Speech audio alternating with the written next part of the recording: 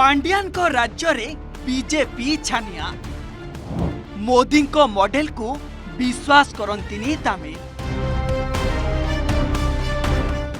तमिलनाडु बासी को दरकार नहीं धर्मीय राजनीति विकासर मुद्दा को विश्वास करंती तमिल जनता 2026 निर्वाचन रे तमिलनाडु रे विजय को विराट विजय एया ही सूचाउछि। बहु वर्षरु आंचलिक दल उपरे भरोसा रखि आसुथुबा तमिलवासी पुणी थरे एक नुआ दल उपरे आस्था दिखाई। अभिनेता विजय थालापति टीवी पार्टी 2024 रे जन्म नेथिला जहाको मात्र 2 वर्ष होछि। नुआ करी एही टीवी के दल को अजस्र जनमत देई तमिलनाडु जनता जिताइथिबा सारा भारत एबे देखिछि। सबुठारु बड़ कथा हेउछि तमिलनाडु निर्वाचन रे बीजेपी 33टी आसन पई प्रार्थी देइथिला।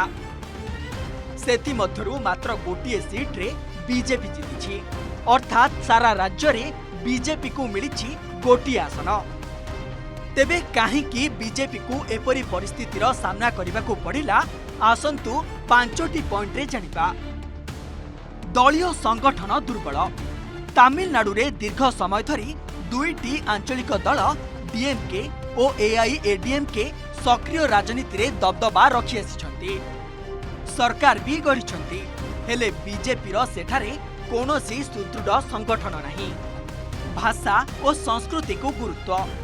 तमिलनाडुर लोकमाने तमिल अस्मिता को बेस गुरुत्व दियंती।